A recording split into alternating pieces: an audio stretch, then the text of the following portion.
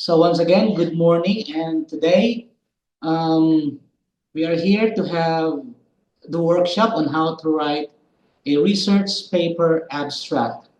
I would like to announce ahead first that the medium of instruction for this workshop is English only. I cannot speak Thai, so the language that we are going to use in this workshop is only English. Okay. I'll try my best to make it slow and clear so that everyone can easily understand everything that we are going to discuss today. So again, today we are going to have the workshop on how to write a research paper abstract. The workshop is only focused on writing research paper abstracts. But we are going to touch also later on topics regarding academic writing in general. So in this workshop, we are going to discuss about the meaning and purpose of research paper abstracts, the different types, two main types of research paper abstracts, the elements or components, which are major components, which are introduction, methods or materials and methods, results, and conclusion. Those are the main major components or sections of a research paper, which should be included in the abstract. Then we are going to talk about structures or format in writing abstracts. Two main structures are the typical or unstructured abstract, and the second one is the structured abstract. I'm going to show you examples later on what is this structures of abstracts. Then we are going to talk about also what are the things that we should do and the things that we should not do in writing abstract and also academic writing in general. Then briefly, we are going to talk about verb tenses. And we are going to include also here, when we discuss about verb tenses, about the use of um, active voice and passive voice. Okay? And then I'm going to show you sample abstracts from published papers in international journals, and we are going to analyze these abstracts. And then we are going to talk also about AI, the use of AI in academic writing. Since AI is already here and we cannot avoid AI, it's already everywhere. So I think it would be better also if we are going to make use of AI when we are going to do writing, including writing abstracts. But we have to be very careful later, and we're going to discuss the things that we should avoid when using AI in academic writing. Okay, and then after that, if if you have already the main parts, the major parts of the paper ready, then you will be able to write your own abstract. Writing your own abstract will just take about, if you already have all the major components, it will just take about 30 minutes. Writing your own abstract will just take about 30 minutes. Okay, so let's proceed. By the way, if you have questions, please post your questions anytime, and I'll try my best to answer your questions. Hope your questions is only related about research paper abstracts and academic writing in general. Okay. Let us review first the key elements of research paper. In a research paper, of course, you have the first thing that you will see in a research paper, of course, is the title page. This is where the title is written and also the name of the author and the institutional affiliation of the authors. After the title page comes your abstract. Okay? Abstract is a very short paragraph. It could be one paragraph or multiple paragraphs which summarizes your article. It is normally found right after the title page. After abstract are the main parts or main sections of the paper, which is the introduction, methods, results, discussion, and conclusion, or discussion and conclusion. In scientific research, scientific paper, they call this emerald. So you have your introduction, methods, results, discussion, and conclusion. We call this emerald. In your research paper, in the introduction, this is where you are going to type or going to write what is your topic all about. This is the first major section of a research paper or of your paper. It describes the topic which is under investigation. You may also include here relevant literatures, prior research, because normally in the paper, especially scientific paper, normally it's not anymore included. There's no more section about literature review. Literature review in research paper, especially scientific paper, is integrated already in the introduction section. Okay. By the way, main sections of a research paper is different from the major sections of thesis, okay? Because in your research paper, you only have here introduction, methods, results, and normally discussion and conclusion is already in one section. But in a thesis, after introduction, most likely you will have, or you will always have here, literature review. Okay? But most papers, especially scientific papers, literature review again is already integrated in the introduction section. And next to the introduction, in thesis, normally we call this methodology. But in research paper, we simply call this methods. Some papers will still title it methodology, but most papers just simply title it methods or materials and methods. Then after that, your results and then discussion. Okay, so these are the main components or main sections of a research paper. So these are samples of abstracts. Okay, so the first one here, this is the most common abstract. It's called typical abstract or unstructured abstract. The second sample that you will see here is a new kind of abstract which is normally preferred by new journals, especially journals in the field of technology and sciences. Okay, so in structured abstract, the different parts or section of the paper is divided, is separated. Okay, so the whole abstract is divided into short paragraphs, which represent every section of the paper. Okay, we are going to talk more about structures later. Actually, these are abstracts from real papers published in international journals. Okay, to know what structure of abstract you are going to write, it's very important before you are going to finalize your abstract, make a final draft, you have to find out the requirements in the instruction for authors in your target journal. You have to read first the requirements before you are going to make your final draft. Okay? That's very important. Next, okay, what is an abstract and what is its purpose?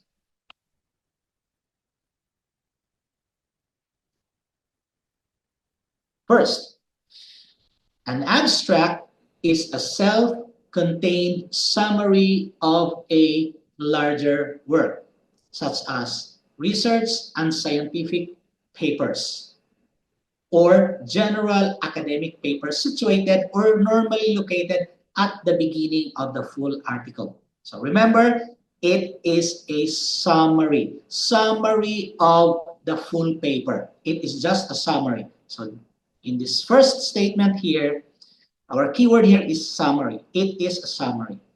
Next, abstract, especially for scientific papers, concisely reports the aims and outcomes or the purpose of your research and the results or the findings. These two are very important that in writing scientific paper abstracts, they should be easy to find. The aims and outcomes of your research.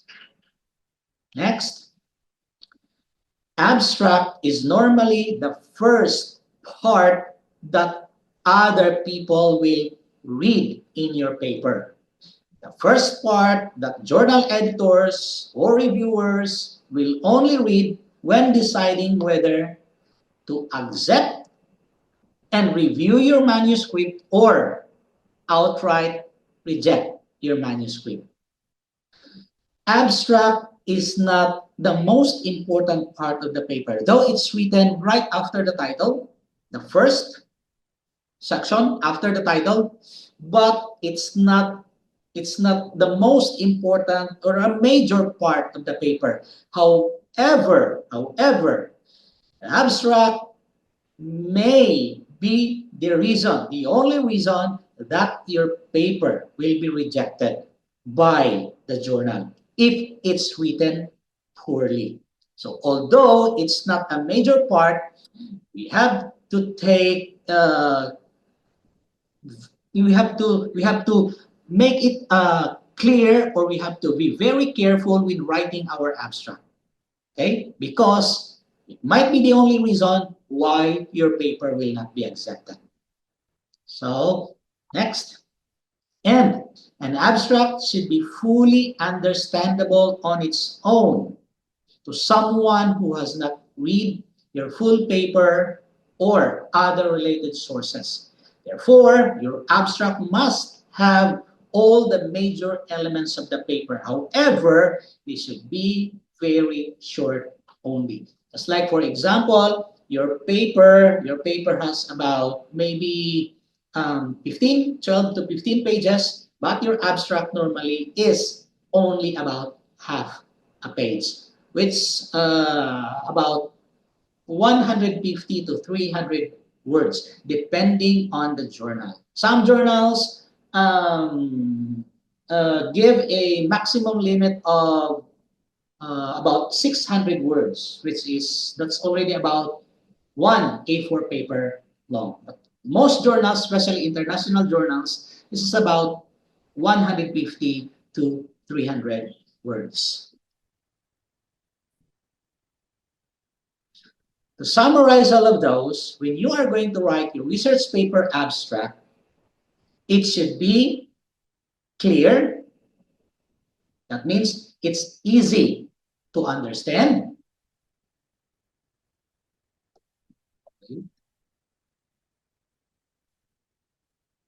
It should be clear. It should be concise. Concise means all the necessary information are there, but very short. Again, about 150 to 300 words, depending on your target journal. And your abstract must be persuasive. Persuasive, or it should be able to convince the readers to to read your full text.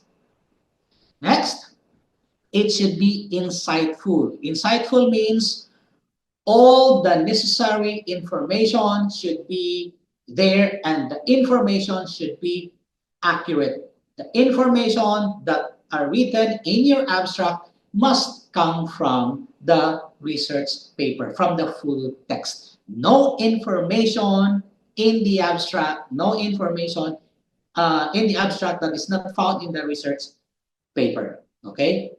All information should come from the full text.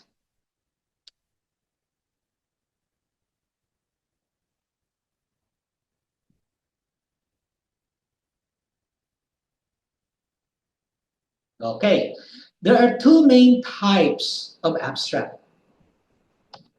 descriptive abstracts and informative abstracts.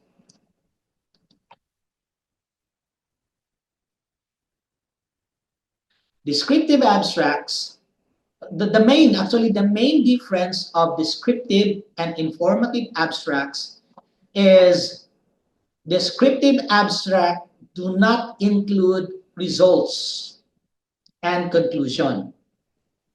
Research abstracts contain only introduction or the background of the research. It contains also the methods and scope or the main focus of the research. Again, it does not show results and conclusion. While informative abstract, it contains all major parts of the paper. Introduction, which include background and your aim or purpose, then your method, and then your results, and then your conclusion. Normally, descriptive abstracts are short, about 100 to 150 words. Informative abstracts, depending on your target journal, normally consist of about 150 to 300 words, even up to 600 words. That's the maximum limit, depending, again, on your target journal.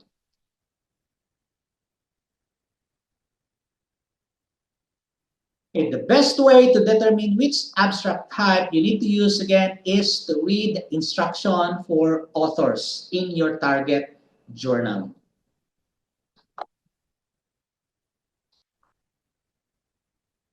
Okay, what are the elements of research paper abstracts?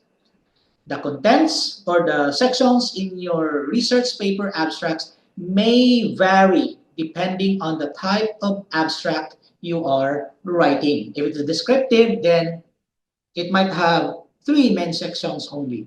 If it's informative, it has all the major sections. It should contain all the major sections of your paper. Okay, key elements of a descriptive abstract.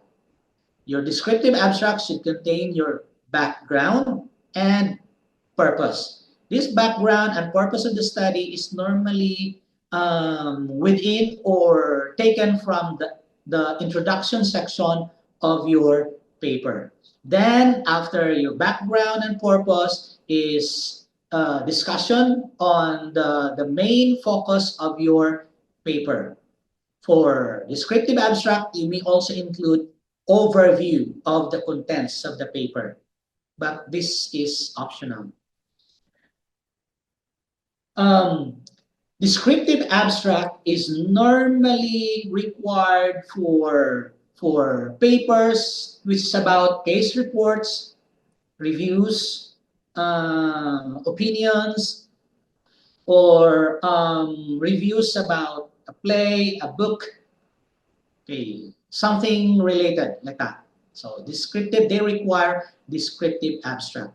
But if you are writing, especially a scientific paper, you need to write an informative, by the way, I'm sorry, this is an example of a descriptive abstract. If you are going to analyze, actually this is a real, this abstract is taken from a real paper published in an international journal. If you are going to analyze here, the first part of this abstract is colored yellow, highlighted in yellow, is the background of the study. Okay? It tells about a play titled Venus, written by Susan Lowry Parks, which is about freak show attraction. Then after the background is the purpose of the study. Okay, this is the statement or the sentence talking about the aim of this study. Then after that, this is a discussion about the focus of the paper. No results being reported here in this abstract and no conclusion. So this is an example of a descriptive abstract. It's very short. Okay. This abstract has about 115 words only. Okay. However, if you are writing a scientific paper, you need to write an informative abstract. Informative abstract should contain all the main sections of your paper. It should contain the background of the study, aim or purpose of your research. Background and aim and purpose again are taken from the introduction section. They are found from in the introduction section of your full text. Then followed by your method section or materials and methods, then your findings or results or outcomes, and then finally the conclusion. In the full text, some journal requires a section for discussion, but in the abstract, normally we don't include any more some sentences which represent discussion section in the full text. Okay. Normally in the abstract, it just contains introduction that includes background and purpose of the study. Second is the method, then the main findings, and then the conclusion.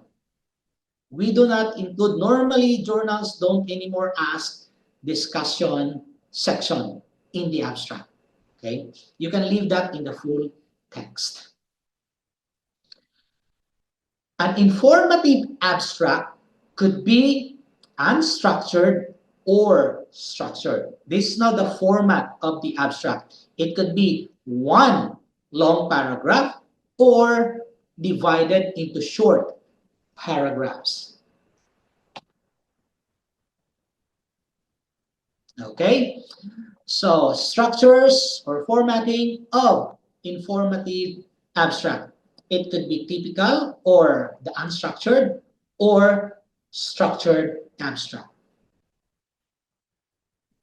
For unstructured abstracts, they are written in a single paragraph. Again, that summarizes every section of your paper or the full text. This abstract follow the conventional style or typical style. It is the most common abstract required by most journals until now. These abstracts do not have any specific label for every section of the paper. Structured abstracts and unstructured abstracts contain the same content and they follow the same order. This is an example of unstructured abstract.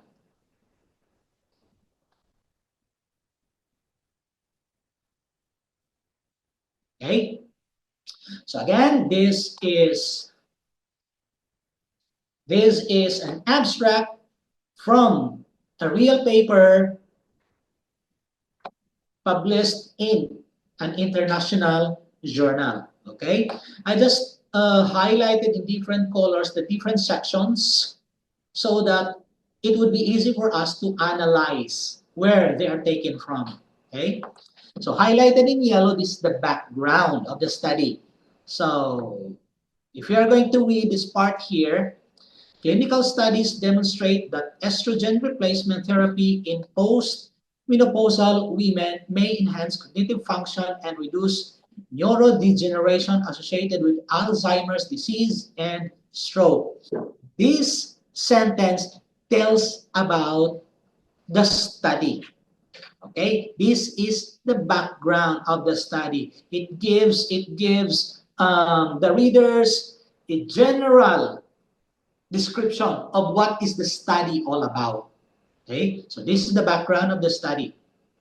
Then follows the aim or purpose of your study. This study assesses whether physiologic levels of estradiol prevent brain injury in an in vivo model of permanent focal, I don't know how to read this one. Okay, this is jargon in medical field. Okay, so this is the purpose of the study. Then comes the method or materials and method. Normally in materials and method, you are going to include here your sample, your population, sample size. Um, you are going to report here what you did in the laboratory, if this is a laboratory experiment, how long did you conduct the study? Uh, you may also include here how you analyze your data in the method section. Okay. After the method section is the results. Results, findings, or outcomes. Some students or many students, especially new authors, student authors, they are confused on what to write in the results section. Since normally the results part of the full text is very long and you provided a lot of data, especially values that you have observed or recorded when you conducted the experiment. What you are going to do here in the findings is you should find only the main finding which is relevant or connected to your purpose. The findings should be able to, the results that you are going to write in the findings should be able to answer, should be connected with your aim and purpose.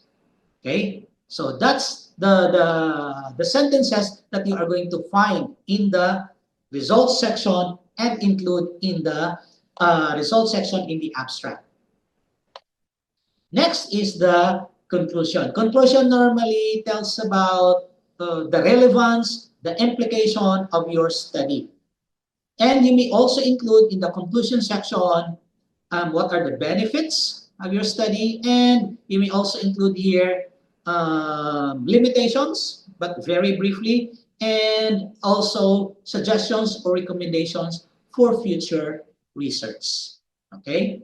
But here in the study, it only tells the relevance of the result. It did not include suggestions or recommendations for future research. This abstract has about 168 words. Okay, so this is an example of unstructured abstract. Next is the structured abstract. What is a structured abstract? The content, again, the content of the structured abstract is the same with unstructured abstract. They're the same. However, it's not anymore in one long paragraph. Unstructured abstracts are divided into short paragraphs. Each paragraph represents the major section of your study or of your research. It contains normally part 1, introduction. Part 2 is method or methodology in some papers, findings or results, and then discussion or implication. In a structured abstract, each section of the paper contains a heading, normally contains a heading written in bold. It could be on top or aligned, in line with that section of the abstract. Some papers may require additional information, such as example, design, participants, values, benefits. Depending on the journal, they may require additional information or additional section in the abstract. So what you're going to do is always read the instruction of the journal. This is an example of a structured abstract. So again, this is taken from a research paper published in an international journal. So here, you'll see first part is the background and purpose. Again, this is from the introduction of the full text of the paper. So you have here the background. There's the background, carbon monoxide, and so on. And here in this abstract, in the background, it includes a problem statement.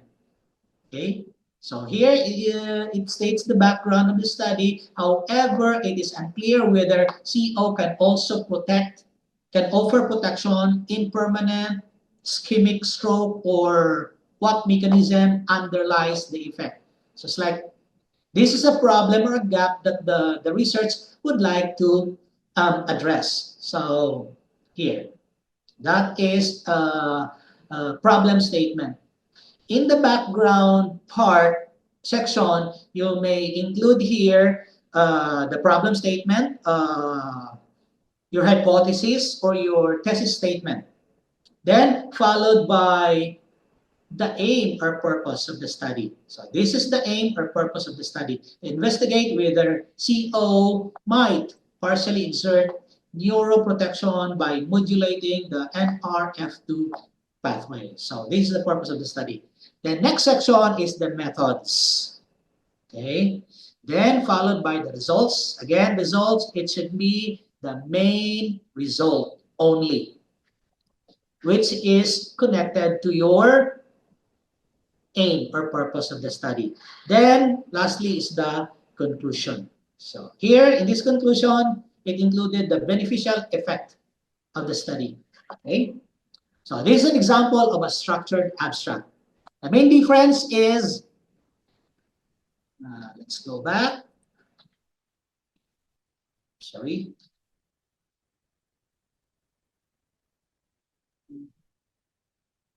The main difference is unstructured, one paragraph only, while structured is divided into short paragraphs, but the contents could be the same. It's like, for example, if you want to write this structured abstract, write this or revise this into a unstructured abstract, all you need to do is just remove the headings and then put the short paragraphs together to form a one long paragraph. Then it becomes an unstructured abstract.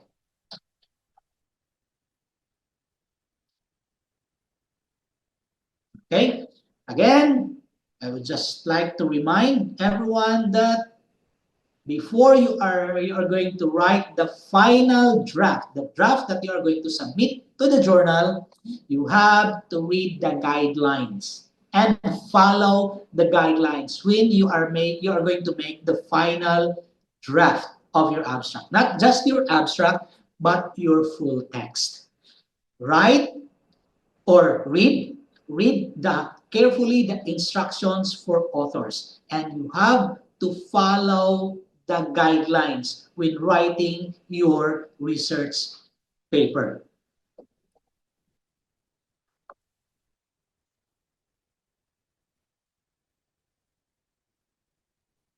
The formatting or the structure of the abstract does not depend on the author. It depends on the journal. Example, if the journal requires a structured abstract or abstract in short paragraphs, but you want to write it in long paragraph because your first draft, your original draft, is written in one long paragraph, and you don't like to change it anymore into a structured abstract, then what you are going to do is simply find another journal. Again, if you don't want to follow or if you don't like the guidelines provided by the journal, the only thing you can do is find another journal. You cannot argue the journal regarding their guidelines. Okay? Structure of abstract, even the full text structure of the full paper does not depend on the author. It depends on the journal. So you have to follow the journal's guidelines. Okay? Okay. Next slide here. These are the papers that I've shown you a while ago, the abstracts that I've shown you a while ago. We are going to discuss more about this later. Okay, skip for now. Go to the next slide.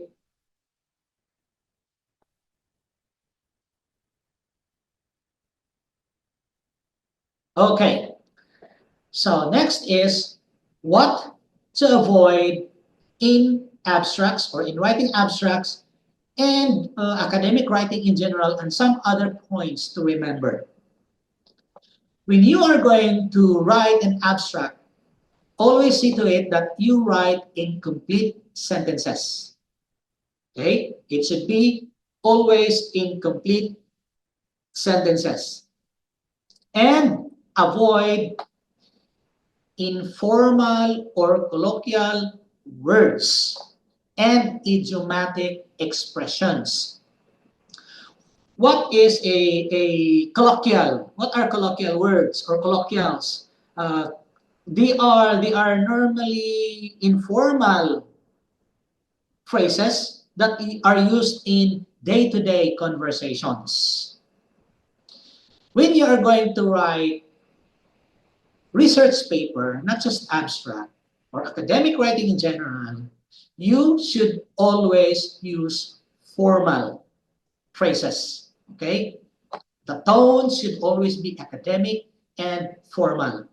So you have to avoid informal, colloquial, even idiomatic expressions, because idiomatic expressions can have various meanings depending on who is listening. Okay, if some people are not familiar with that expression, they might not clearly understand what is the meaning of that expression. So in academic writing, as much as possible, if we can avoid, we have to avoid using idiomatic expressions.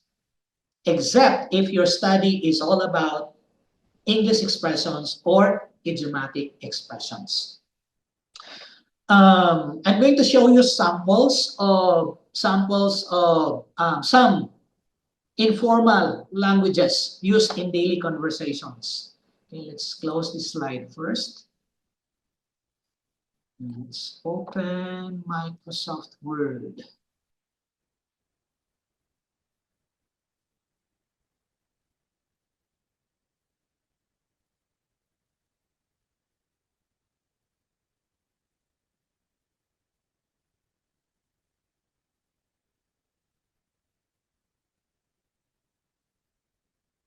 Okay, so I'm going to copy some examples of informal expressions. Okay, I hope you can see very well the screen. So some examples of phrases that are used in day-to-day conversation is gonna, I'm gonna observe, I'm gonna provide the students with questionnaires.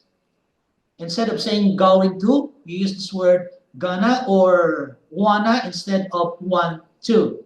These expressions are used normally in daily conversations. You don't do this one or include this one in academic writing. These are very informal and not acceptable. Most likely, if journals will notice that you included this, especially in your abstract, most likely it will be returned to you for revision if it's not rejected outright.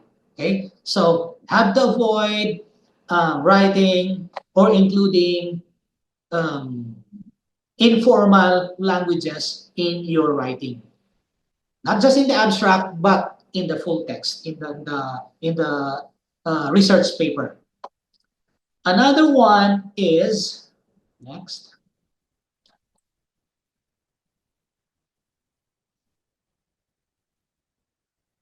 Avoid writing from a personal point of view or offering your opinion. This is in the abstract. You may in the full text, you may give your point of view or your opinion maybe in the discussion section, or in the conclusion section. Maybe, but if you can avoid, try to avoid. But in the abstract, you should not include anything that talks about your personal point of view or your opinion. What you are going to write in your abstract must only be facts. Facts that you have observed, that you have discovered in your research. So in your abstract, you should not include phrases like I feel, or the researchers feel, I think, or the researchers think that, or the researchers believe that X is better than Y. No, you should not write those kind of phrases should not be seen in the abstract, because it talks about your personal point of view or opinion. Again, you should not include phrases like I feel, or the researchers feel, I believe, or I think. Next, do not include any information that the reader cannot find in your paper. All information written in the abstract must come from the paper. Okay? If that information is not in the paper, you have to remove that from your abstract. Next, you have to minimize in writing research paper abstracts. You have to minimize writing acronyms or jargon. Jargon are like words, terminologies that is specific to your field. Example, there are some words or terminologies that are specific to the field of education. Example, in the field of education, we normally talk about teaching methods or pedagogy. So instead of using the words teaching methods, they use the word pedagogy. Okay? If you can avoid, try to avoid. Same with, again, acronyms. Acronyms or even abbreviations. If you can avoid, try to avoid. Example of acronyms. Let's close again this. Example of acronyms. Example.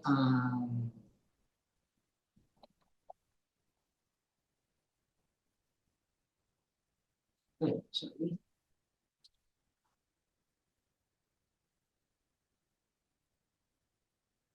Example of acronym is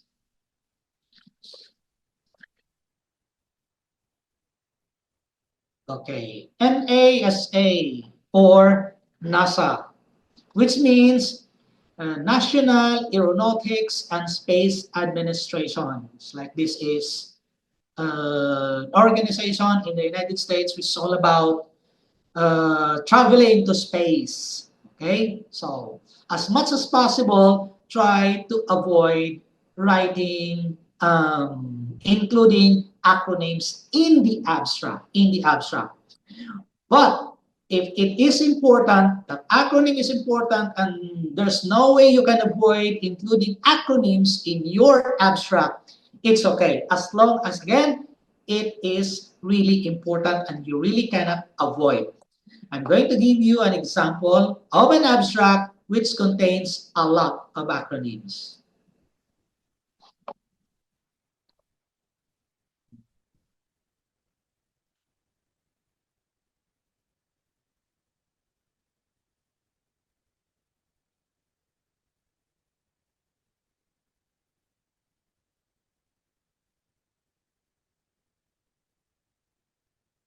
Paste it here. Okay, let's look at this abstract and analyze this abstract. Okay. So this is the abstract. I hope you can see clearly the abstract.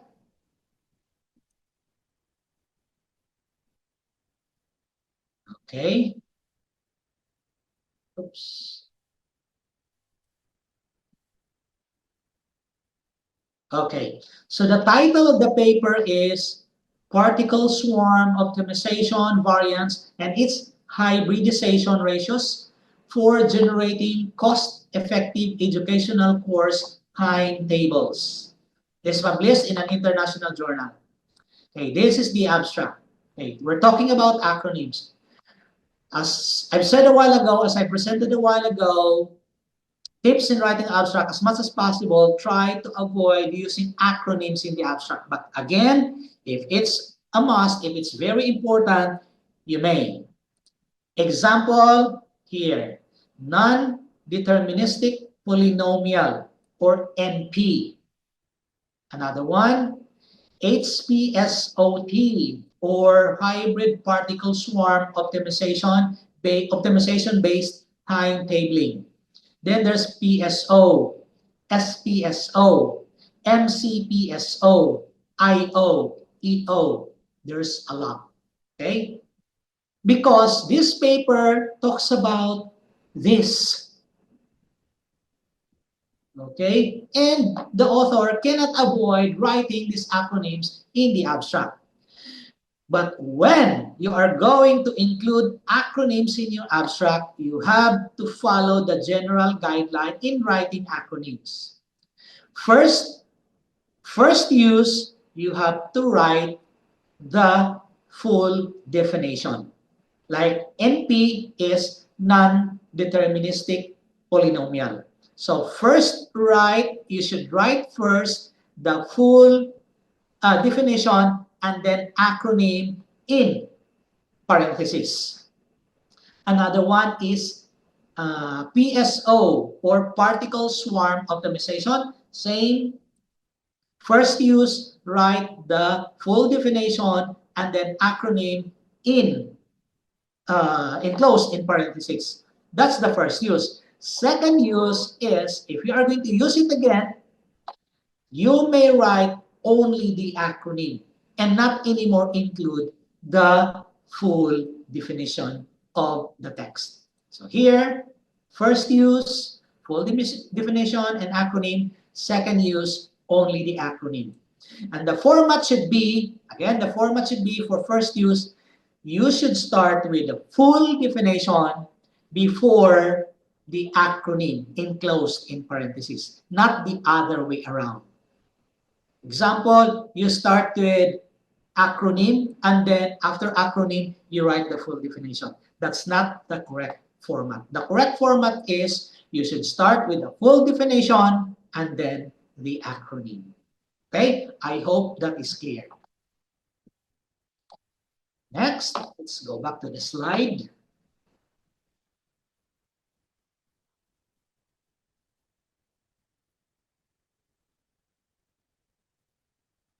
Next is avoid using the first sentence of the article as the first line of the abstract. First sentence of the article or first sentence in your introduction section, right? Because the introduction is the first major section of your paper. So first sentence of introduction normally is all about the background of the study. Normally, in the introduction section, your first paragraph tells about the topic. It is the background of your study.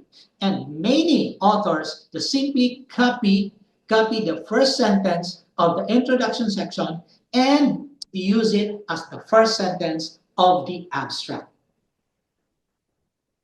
Try to avoid that one. But again, as I've said a while ago,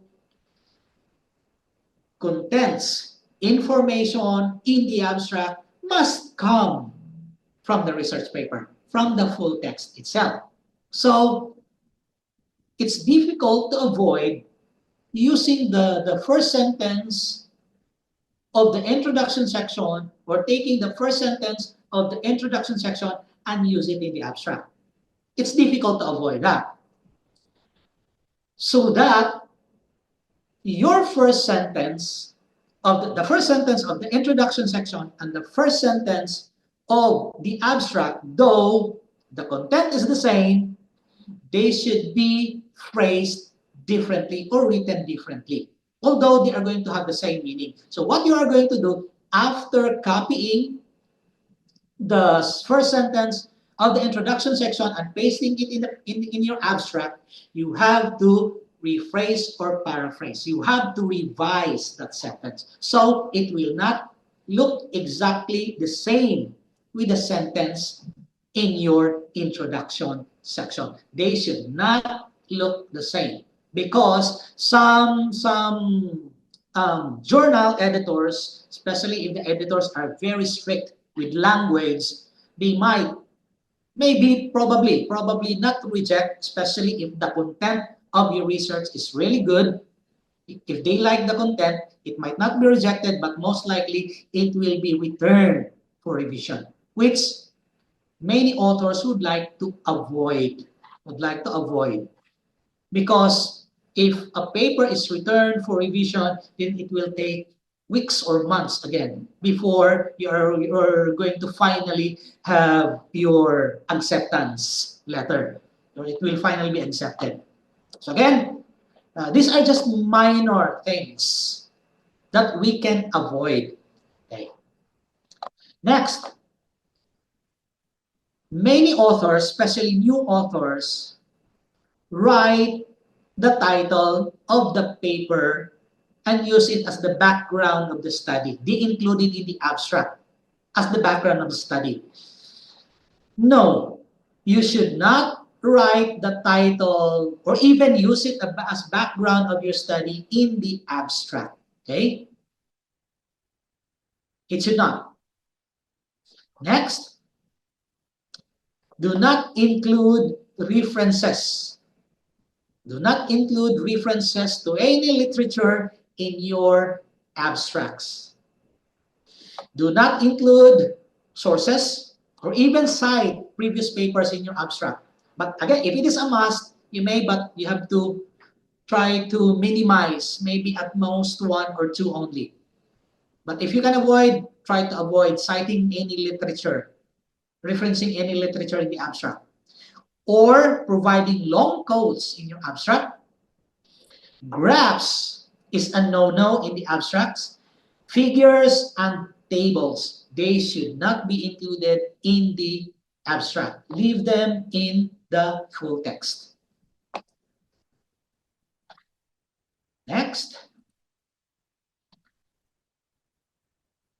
When writing your abstract, you should consider to write as clearly and as concisely as possible.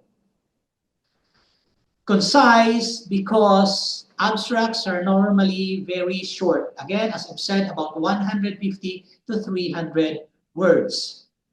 And many journals prefer sentences that are clear and concise.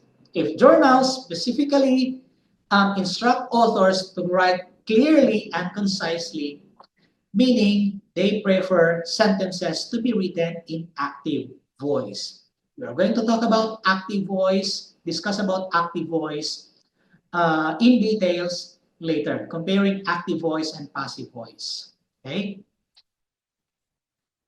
Next, when you are writing about names of institutions, departments, organizations, which are not in English, example, names of organizations, institutions, departments, government agencies that are in Thai, you have to write their full names in their original language. Use the original language, but write them in or using English alphabet. Because example, there are some words in Thai, names of organizations or names of government agencies that has an equivalent English translation. You should not translate them to English. Write the original title, original name, but using English alphabet. Same with other languages. Example, Chinese. If that Chinese name has an equivalent English translation, you should not translate. Use the original name but write using the English alphabet. Same with book titles. And again here, word count must be within the required limit of your target journal. Next, and this is very important. I emphasized a while ago that abstract, in the first part, I emphasized that abstract is simply a summary of your full text. If it is a summary, same with when you are going to write a story and a narration, normally summary is written after you write the full story. The whole story, the full narration, or the full text of your paper.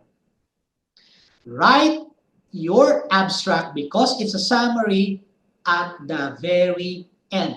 Write it only after writing your introduction, after writing your materials and methods, results, discussion, and conclusion. When you are done writing all the major parts of the paper, then you can write your abstract.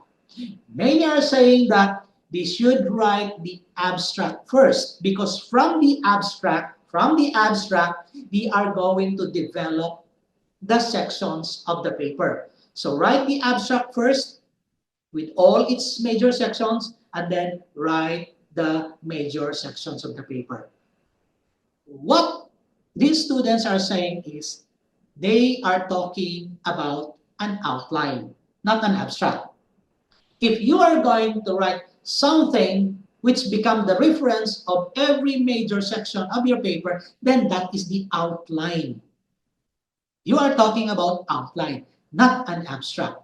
Because when you are going to write the abstract, if you are going to write the abstract first, it's possible that there are some information, because you wrote it first, there might be some information included in that abstract that might not be included in some sections of your paper, which is already wrong because all the contents of the abstract must come from the paper. That's why there are even some advisors telling the students that abstract is simply copy and paste from the major sections of the paper, which is also correct. But then again, as I've said, if you are going to do that, if you are going to simply copy and paste the sentences that you copied from the full text and use it as your abstract, they should not look exactly the same. So what you must do is you have to revise them. It's either a phrase or paraphrase, which we are going to discuss later. Okay, so that is the copy and paste. So copy and paste again, since the content of the abstract must come from the paper, so some students, especially new author, especially not really very good at writing yet, um, they tend to just simply copy and paste information, which it's okay. It's okay to some extent, but again, you have to revise. It's either paraphrase or rephrase the sentences, which again, we are going to discuss later when we are going to talk about AI, because I'm going to show also to you how to use AI when you are going to revise some phrases or sentences or paragraphs. Next.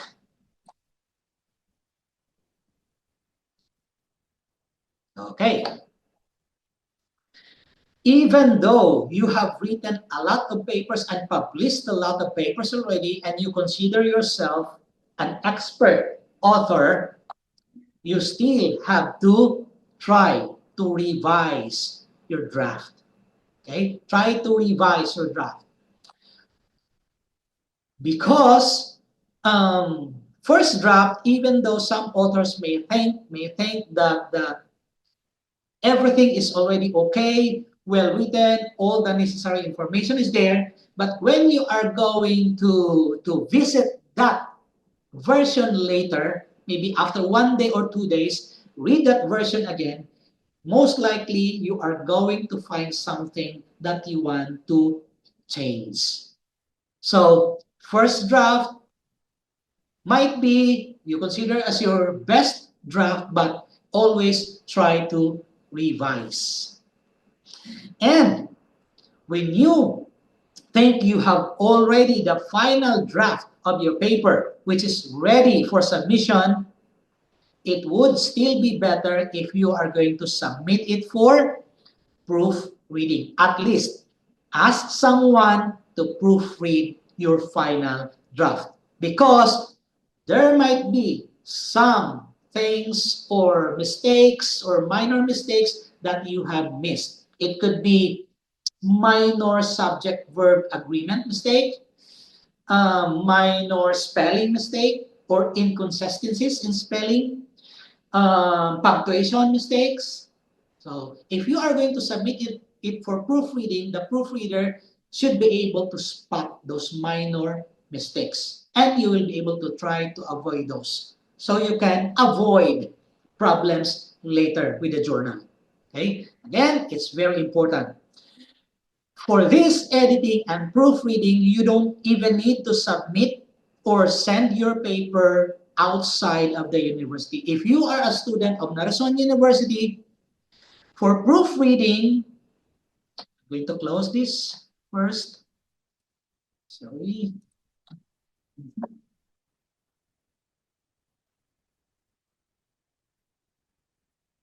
Okay. For proofreading,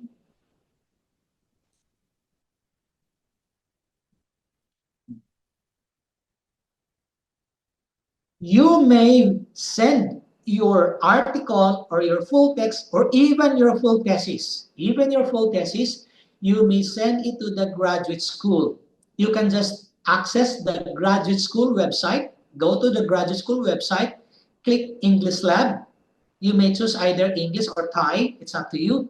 And then in English Lab, click here to make an appointment. Then you just select a proofreader and then submit your document, attach your document, and you may choose to have a session on site or online.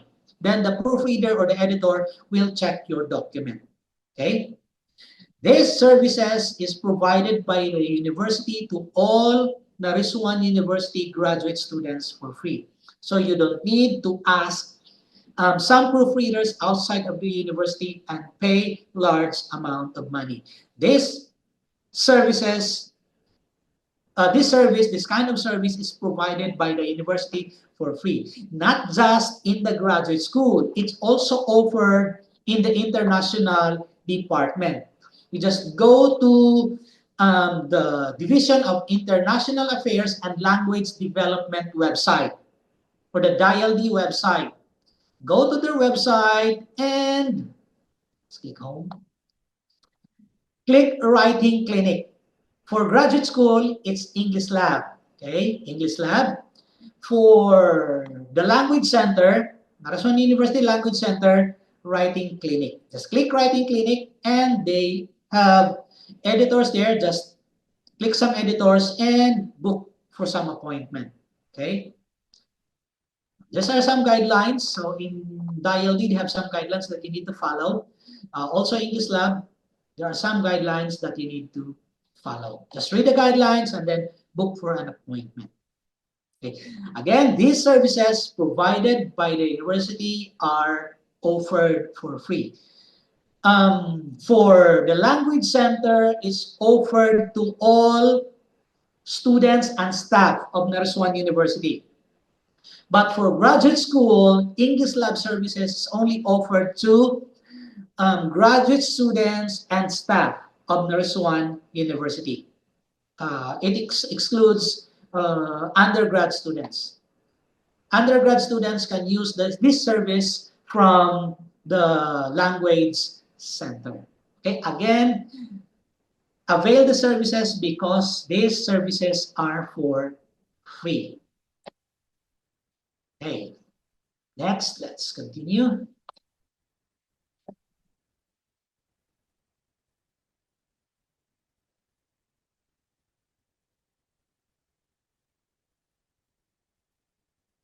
Okay, let's talk about verb tenses. For verb tenses, this is used in academic writing in general because the verb tenses that you are going to use in the full text are the same verb tenses that you are going to use in the abstract.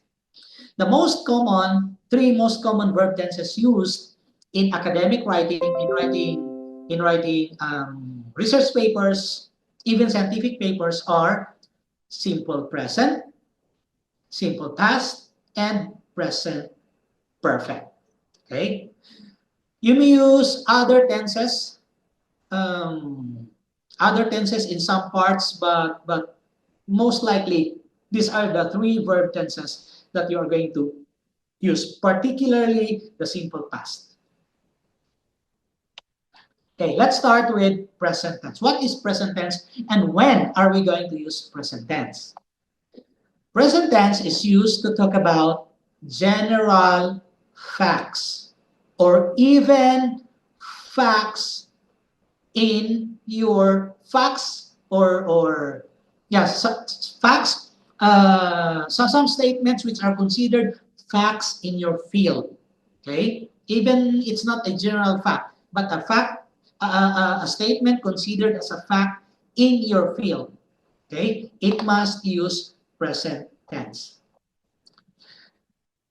Statements that discuss current meanings and implications. It should use present tense. Anything also that suggests future applications, you may use also present tense. And facts that are constant and does not change or do not change throughout time. Some examples, okay, I have here some examples. Insulin and glucagon regulate, so present tense, regulate blood glucose levels. Common mistake, made by especially new authors is the subject-verb agreement mistake. Example here, insulin and glucagon, you have plural subject, so your verb does not contain an S. But some student will write it like this. Insulin and glucagon regulates. Okay? Which is the verb and the subject that they did not agree anymore. So this kind of mistake is normally easily spotted by Microsoft Word language editor. You should be able to see, if you are writing using the Microsoft Word, you should be able to see that it's underlined, most likely in red. And if you are also using Grammarly, this will also be detected by Grammarly. It's easy to correct. By the way, I suggest if you are only using the Microsoft Word built-in language editors, try also to install Grammarly add-in your Microsoft Word because Grammarly is also very useful because Grammarly detects just the free Grammarly. You don't even need to buy. There's no need to buy the premium version of Grammarly, just the free version. Using the free version, it will detect grammar, basic grammar, subject verb agreement. It will detect punctuation problems. It will also inconsistency in spelling. So, example, in this statement, in this sentence, if, example, a student, a new author, wrote an S here after regulate, then that's automatically detected and will be corrected. Just one click in Grammarly, this sentence will be corrected. Okay, so I advise use Grammarly when you are writing your research paper or even your thesis. You can use Grammarly. Just simply use the free version. You don't need to buy the premium version. Actually, the premium version, I am promoting now Grammarly. Grammarly has not paid me any amount. But I have been using Grammarly for about 5 or 6 years now. And my observation is if you have a premium Grammarly, most likely you will only accept about 30% of Grammarly suggestions. Most suggestions provided by the Grammarly, if you are going to accept everything, it might destroy the content, the message of your original paper. So just stick to free. It's okay. Free is okay. You don't need to premium. But if you really insist on having premium, my advice is get only premium if your English language skill is very high. Because when you are going to look at the suggestions of Grammarly, suggestions for revisions in your text, you should be able to analyze, compare, evaluate, check if the suggestion is acceptable or not. Because in Grammarly, one example, Grammarly prefers a clear and concise writing, which is active voice. And if you keep on accepting that suggestion, change everything to active voice, then your paper will be monotonous. It's already, it will have same pattern of sentences, which makes it boring to read. And most likely, editors or journals won't like it. And most likely, it will be returned to you for revision. So again, you mistake only to Grammarly free. It's okay. It will check basic grammar, punctuations, spelling. For other things, if example, you want to improve, you want to have Grammarly to improve some statements in your text or in your research paper, again, there's no need to buy premium English language editor. Not just Grammarly, there are other language editors also. There's no need to buy premium. What I advise you to do is, let's skip this one, go to English Lab or writing clinic of the language department of Naresuan University. They are going to improve your text, your abstract, each section of your paper for free. You don't need to pay anything. Again, you are going to make your draft, write in Microsoft Word, use the basic Grammarly or the Microsoft Word editor. And then leave the editing or revising statements, phrases, paragraphs in your full text to the proofreaders or editors of Naresuan University. Okay, I hope it's clear. Let's go back.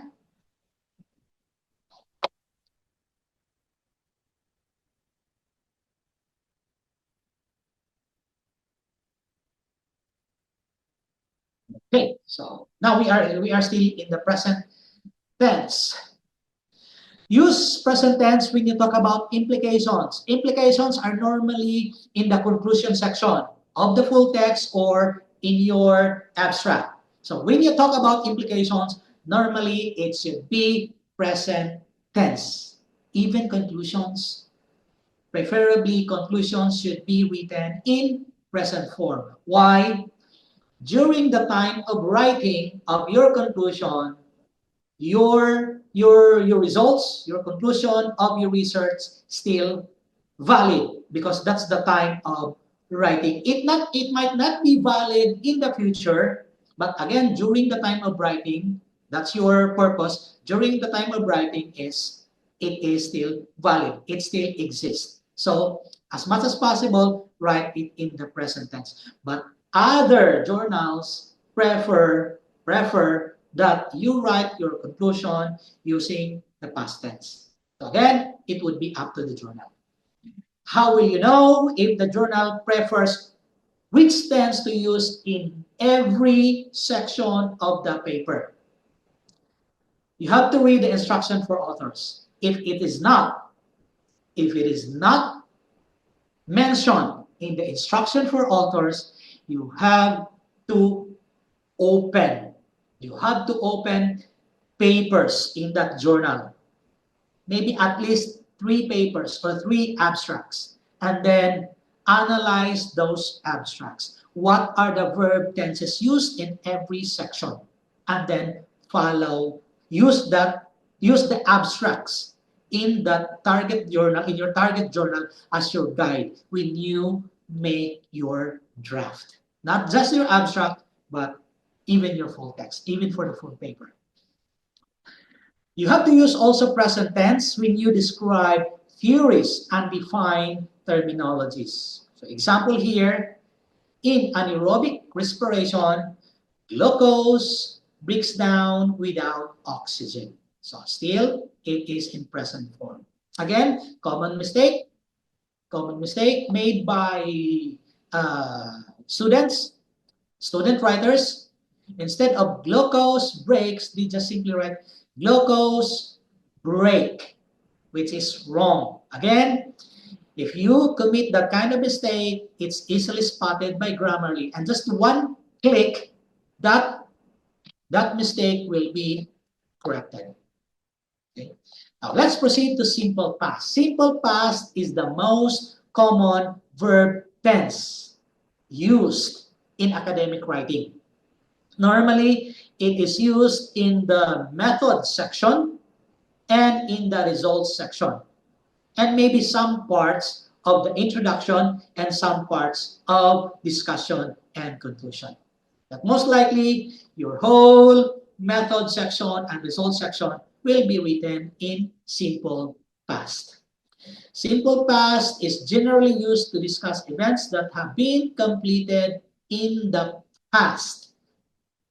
It is often applied to discrete events such as studies, experiments, or observed phenomena. Example, scientists in Wales discovered a new enzyme in the liver. So, simple, just use simple past. This sentence is in active voice. Another example, which is in passive voice, which we are going to discuss later. Protocol X was used to analyze the data. Again, using simple past. Was plus the past tense of the verb. Here, simply the past tense of the verb. Another example. Okay? So this is simple past. Next, not very common, but a very important verb tense that you can use in your writing. The present perfect tense. Present perfect is used in research papers if you want to refer to events or actions that happened in the past or have started in the past but are still ongoing. So it's still continuing or only recently completed. Present perfect tense often establishes a general background in the introduction section, adding a backdrop on which you can explain the motivation for and purpose of your study. That means something that happened in the past, you are going to use it as a backdrop or a motivation, a link to why you are doing your study. If you are going to write sentences like that, you are going to talk about something that happened in the past, linking it to your present study, then you should use the present perfect tense. The main difference of past tense and present perfect is in past tense, you use only, let's go back to past, you use only the past tense of the verb, discovered. But in present perfect, you have to add have or has. Have, if the subject, if your subject is plural, plus the past tense of the verb, or has, if the subject is singular, plus the past tense of the verb. That's their main difference. Another difference is, again, use past tense if you simply report something that happened in the past. Use present perfect if you want to say that something happened in the past is still relevant until now or is relevant. It is used as a motivation or a backdrop of your research. In that kind of sentence or sentences, you have to use the present perfect. Okay, example. Many studies have focused. Okay, so have plus focused. Next, another one, singular, prior research. One has indicated. So it's used either has or have. Okay, that's for the present perfect. Present perfect, again, normally it's used in the introduction section, some parts in the introduction section, discussion section, when you are going to talk about compare or relate or connect your results to some previous research. You have to use the present perfect tense. Next, the passive and the active voice. Use of passive and active voice. Actually, this does not really this does not affect the content in any way, the content of your research, whether you use passive or active voice. It's just that using variations of active and passive voice will make your paper, your full text easy to read. It will make your text readable and it will make your text interesting to read. Though again, content will not be changed whether you use passive or active voice. It will just improve the readability of your paper. What is an active voice? Active voice sentences, the subject must come first, then followed by the verb or the action, and then the object.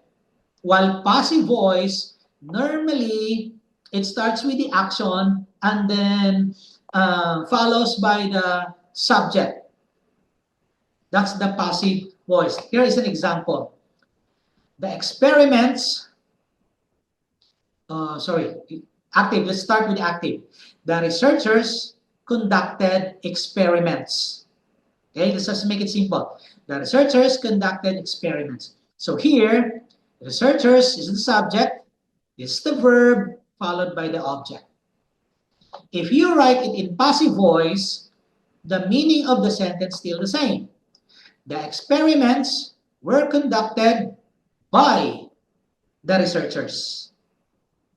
So again, start with the object, and then the verb, and then the subject. For structure, you have to add was or where if you are going to use passive voice.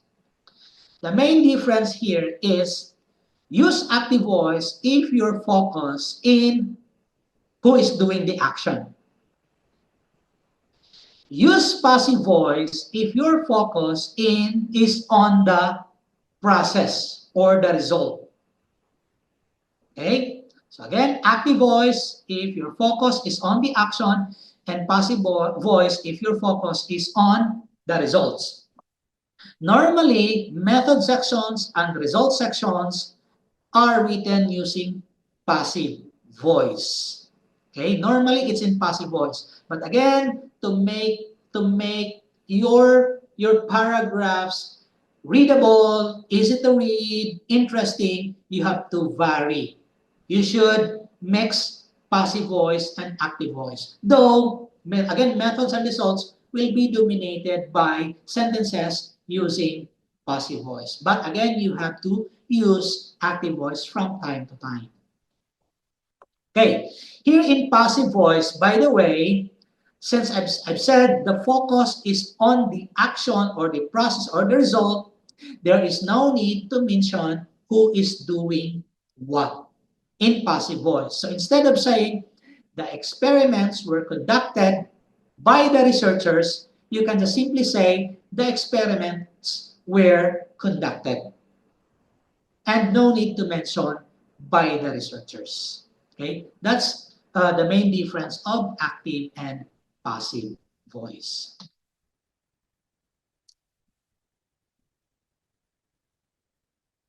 Okay, let's keep that one. Let's keep that. Okay, here, example. Let's compare these sentences in every section of the paper and which sentence is more appropriate. Would it be the active voice or the passive voice? Here in the introduction section, talking about the aim of the study. You talk about the aim of the study. Active voice. This study aims to investigate the effects of variable A on the growth of plants. Same content, but written using the passive voice. The effects of variable A on the growth of plants are to be investigated. So again, same content, same meaning, but it's written differently. First one is active, first one is passive. When talking or writing about the aim of your study in the introduction section, it would be better. It is more appropriate to use the active voice.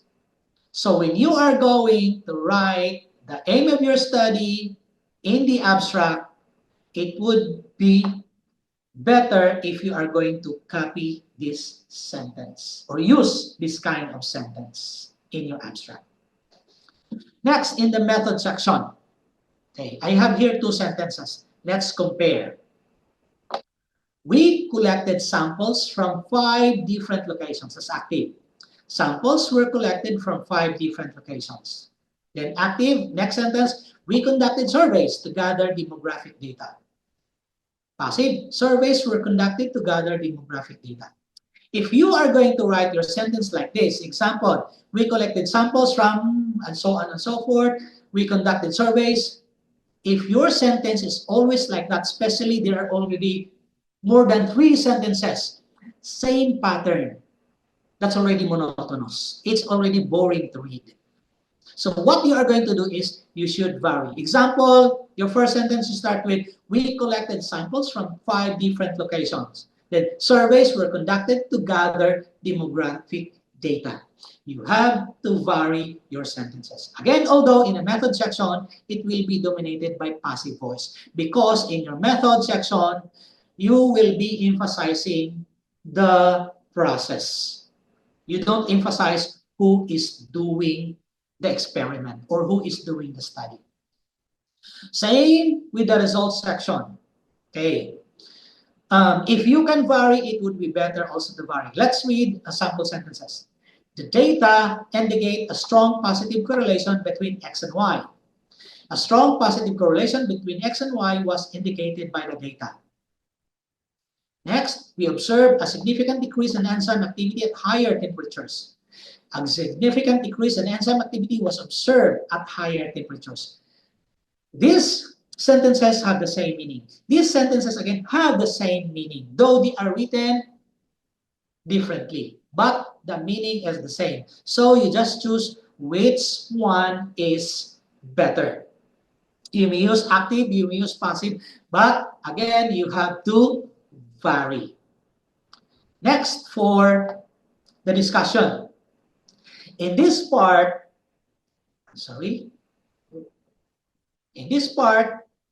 let's compare the first sentence. Our findings support the hypothesis that X influences Y. Compared to passive, the hypothesis that influences Y is supported by our findings. In this kind of sentence, when you write your conclusion, this is the conclusion part, it's the same with the introduction. Preferably in the conclusion section, especially when you talk about implication of your study, it would be better if you use the active voice instead of the passive voice. So here, preferably use active. Even in the second sentence, we propose that these variations are due to differences in environmental factors.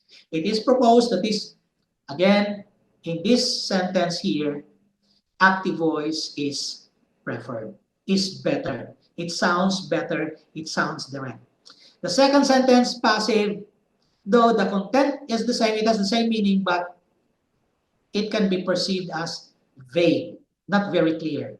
So again, this in the conclusion section, it would be better if your statements are dominated by active voice. Okay? Now, you might have a question. You talk about passive voice, active voice, changing from active to passive, changing from passive to active. But it's difficult for us, especially new writers, to change active to passive or passive to active. Then there comes, as I've said a while ago, AI. If you are not confident to do it yourself, then you might ask the help of AI. So this time, let's talk about AI in academic writing. Okay, let's skip this one. Yeah, let's talk about abstract samples later. Let's go back to that later. Let's go to AI first.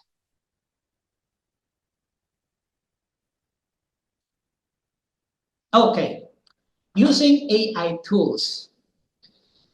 I mentioned a while ago, if you are going to copy and paste sentences from your full text to the abstract, you have to revise, paraphrase, or rephrase.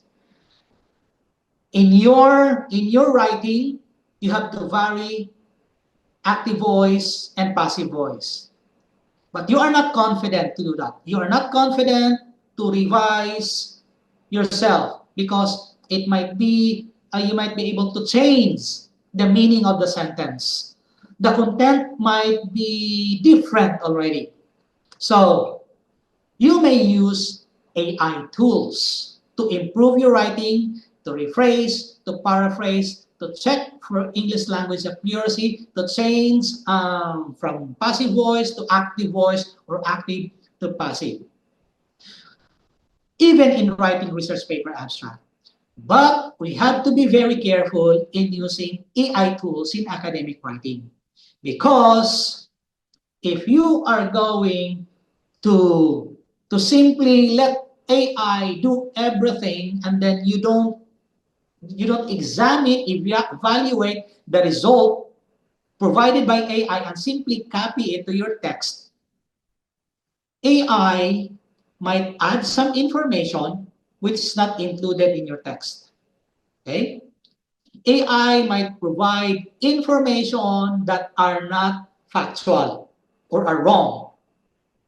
Or AI might provide information that are copied from other papers. So if you simply copy everything provided by AI, you might have a problem later. It might be plagiarism. It might be providing wrong information, or it might be the journal will not accept your paper because they detected that your paper is written using AI. Okay? And you have to, when you are going to use AI tools in academic writing, you have to avoid those. So if you are going to use AI to revise, rephrase or paraphrase, and help you write your abstract, you have to be very careful with the instructions you give to AI. Okay. I know students are now using AI to help improve their writing, whether to improve their writing or to do some research. If you are going to use it in academic writing, you have to be very careful with the prompts, the kind of prompt that you provide when writing uh, with using AI in academic writing. Okay, let's have some examples. Okay, let's close this one. Very popular AIs now are ChatGPT, Gemini. New addition to AI is DeepSeek. Even Facebook has its own AI already. Meta AI. Twitter has its own AI already. XAI. And there are other AIs specific for academic writing. I have seen an advertisement of an AI for academic writing. It says you are having writer's block. You don't know how to finish your sentence. You don't know how to finish your paragraph. Don't worry.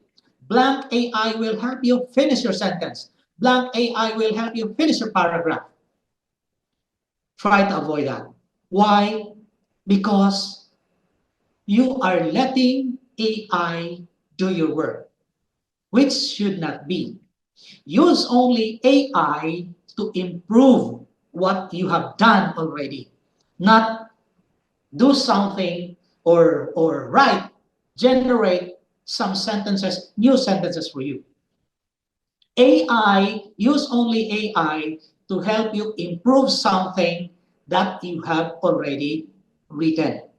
You should not ask AI to write something for you. So use only AI to translate what you have written.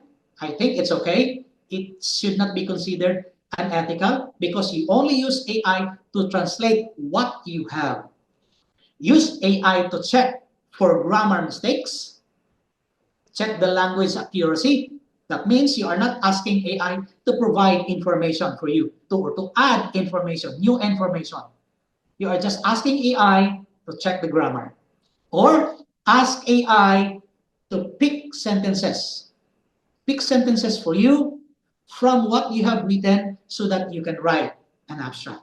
That's what we are going to do here. Okay, let's start with checking for English language accuracy. For example, you are writing an abstract. See, let's open something.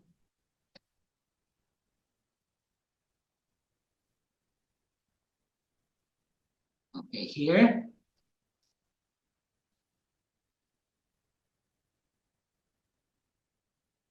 Okay, let's just use this one. Full text. Can I access the full text of this? See if I, okay, full text.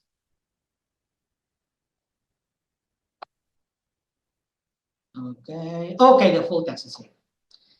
Now, example, you are going to use, it is just an example, okay?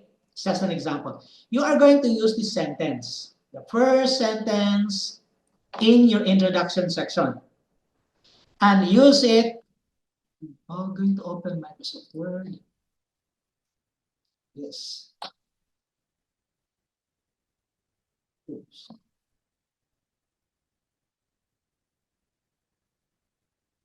Oops.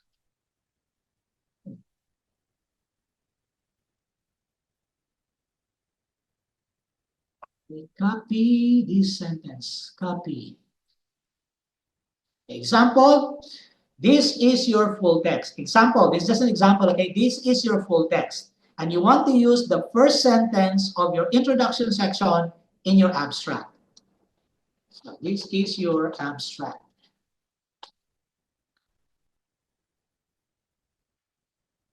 Okay.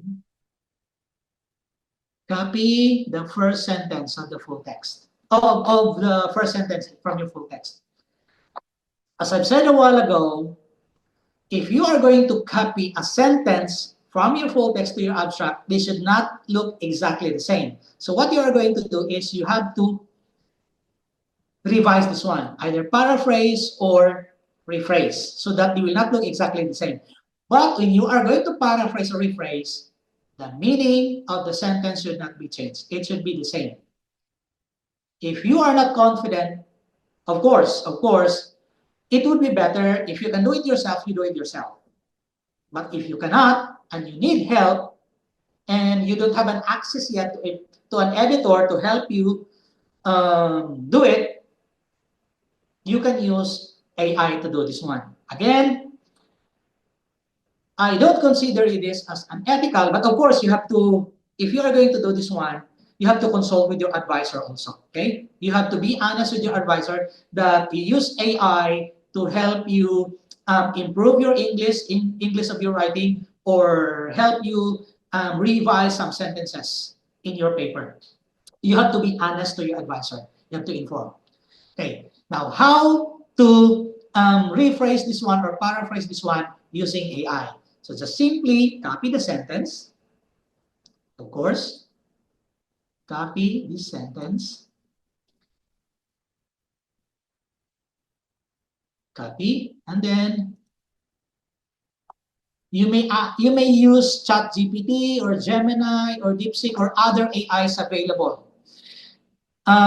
Based on my observation, I'm more comfortable using ChatGPT. Gemini is okay, but I'm more comfortable on the results provided by ChatGPT. Also, DeepSeek. I really like the results also provided by DeepSeek. The problem with DeepSeek is I think DeepSeek has maybe more users because it's always busy. DeepSeek server is always busy, especially during peak hours. While ChatGPT and Gemini, you can use it anytime, almost anytime, even during peak hours, there's no problem. But DeepSeek normally is busy during peak hours and it's difficult to get results. But we will use the three, okay, and compare the results. Let's start with ChatGPT. Okay, paste the sentence and then let's add our instruction. Okay, this is really important. The instruction that you provide AI, any AI system.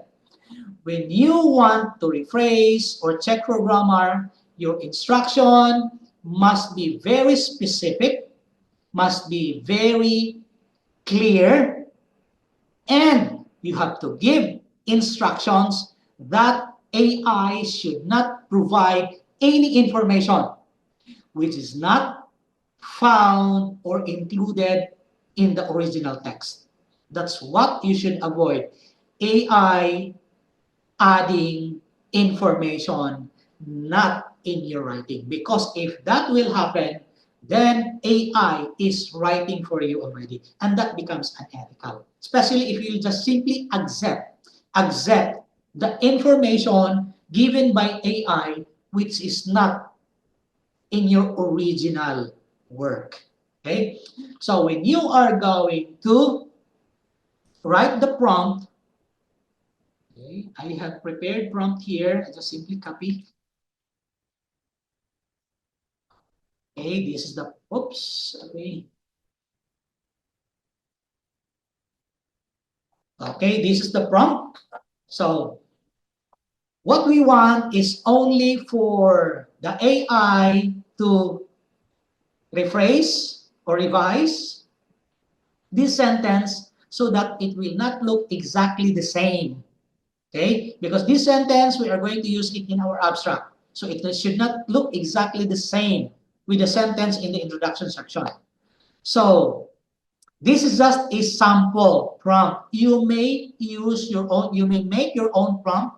You may use this prompt and add something or revise this prompt. It's up to you. But you have to see to it that when you are going to write your prompt, you have to tell the AI that AI should not add, should not include any information not found in your original text. If it's just for paraphrasing or rephrasing, you have to also ask AI not to remove important information from the original text. So this is the sample prompt. Review the provided text for overall English language accuracy. So checking the grammar, spellings here, and also punctuation. It's already included here. Then another instruction, revise if needed so that you will be able to improve clarity, the clarity of the sentence, readability, and coherence. But you have to preserve the accuracy and integrity of the information of the original text, of the text provided. Then end it with, do not add information not found in the text or remove essential details. And if you have a preference for spelling, you can also add it. Though this is not any more important. But I just simply add, use American English or British English. So if you prefer American English for spelling, then that's right. Use American English spelling. Okay? Then we will try also to get result from Gemini. Copy the same. Gemini and in DeepSeek. But I'm not sure if DeepSeek will be able to give us a result because it's always busy. Let's just check. Now it's busy. I don't think it can give a result. Okay. Okay, here's the result from DeepSeek. Our original is universities across the world are accelerated to face another major financial crisis due to the unexpected loss of revenues caused by unprecedented pandemic. Here's the revised one. Universities worldwide, now it's being concise even, instead of saying across the world, across the world. 3 words. Now it's revised to 1 word only, reduced to 1 word. Universities worldwide are being forced to confront, say, another major financial crisis due to the unexpected loss of revenue caused by unprecedented pandemic. Almost similar, but there are minor differences only, right? Minor differences. But at least the sentence don't look exactly the same. But still, similar, very similar. So this is DeepSeek. Let's look at Gemini. Let's check Gemini's result. Okay. Universities worldwide, the same, are facing major financial crisis due to unexpected revenue losses. Okay, instead of loss of revenues, revenue losses caused by unprecedented pandemic. Almost the same with DeepSeek, but good thing is not exactly the same. Let's look at ChatGPT.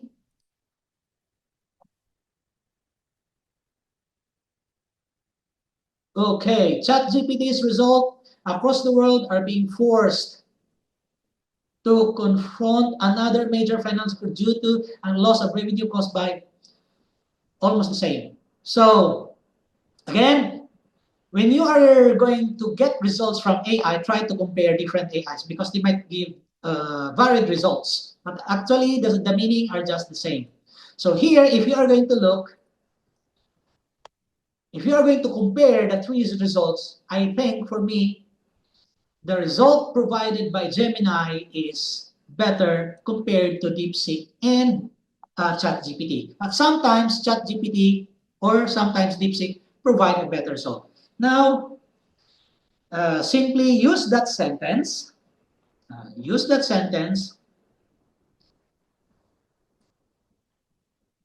To replace your original sentence. So this is your original sentence, and this is now the sentence that you can use in your abstract. This is the sentence that you use in your introduction section, and this will be the sentence that you are going to use in your abstract. So content meaning the same, but they are not totally the same. But there are still some similarities. Okay, so that's one thing that you can use AI. Did it add other information not included in the text you provided? No. Did it remove information, relevant or important information from the original text? No. It retained the integrity and accuracy of your text. That's what you have to emphasize when using AI. Use AI only to improve something what you have done. Okay? So that's for when you are going to use AI to check for language accuracy. If you want to use AI to paraphrase or rephrase or change from passive voice to active voice, let's do that, okay? Let's have some examples. Let's go visit again. This is the same paper. So example, just example, this is your paper. Then you want to rephrase or paraphrase a sentence. Let's look for a simple sentence. Let's go to the methods section.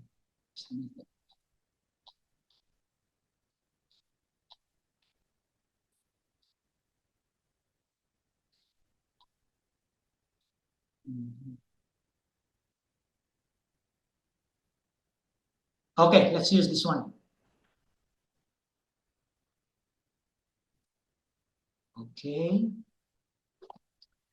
The original sentence is HP is OT tool for constructing the efficient course timetables with minimum total operating costs in the university has previously been developed. For example, we want to paraphrase or rephrase this sentence. So copy the sentence. And let's go again to AI. Paste. And then let's provide our prompt.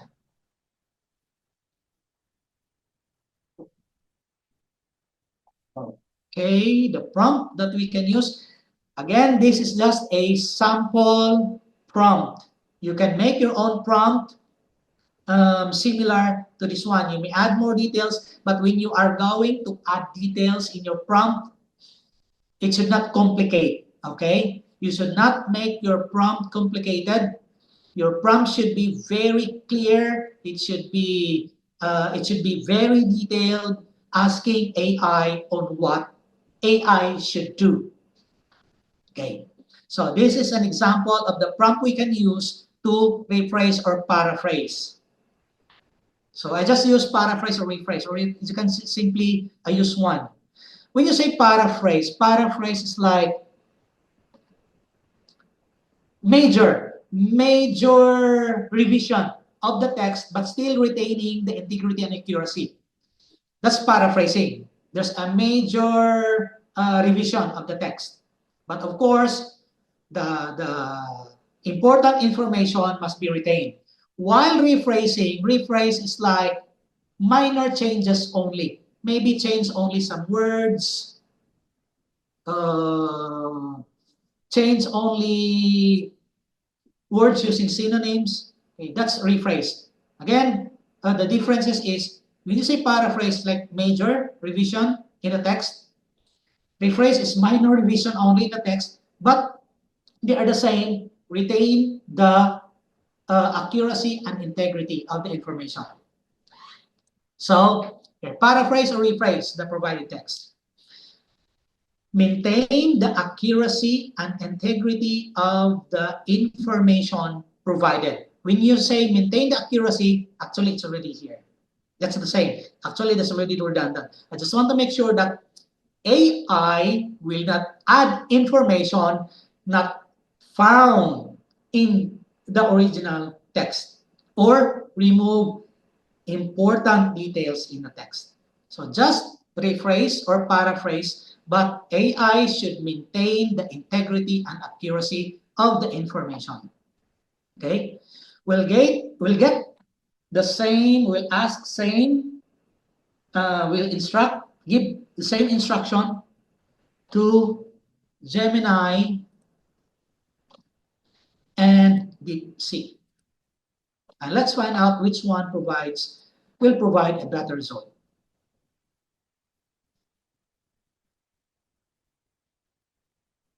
Okay.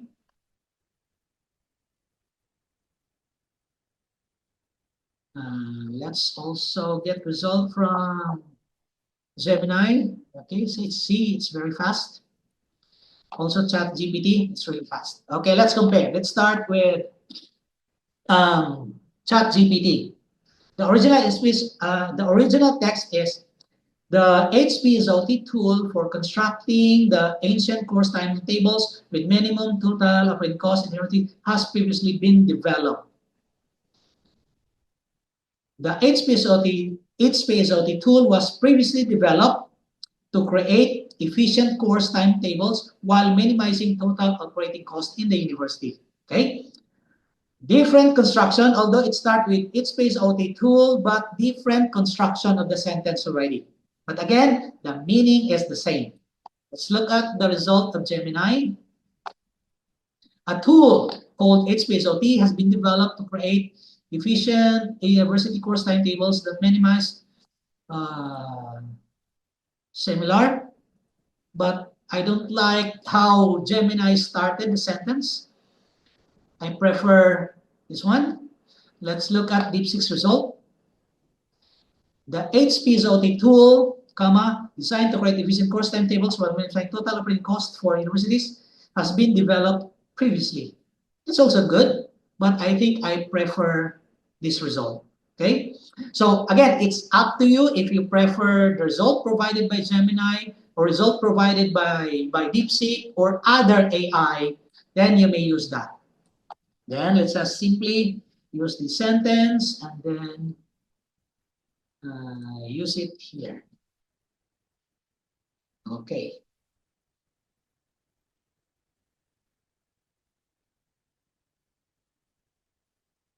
Let's go back to the original. Let's copy this original and compare it with the AI result. Okay, so two sentences with the same content, but the differences in the way they are written. Okay, so same here.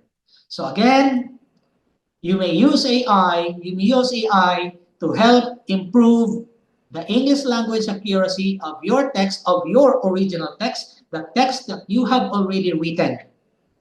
You should not ask AI to write for you. That, I think, is already would be unethical. And another thing, when you are going to use AI to whether improve your grammar, the grammar or the language accuracy of your text, or to simply rephrase or paraphrase sentences,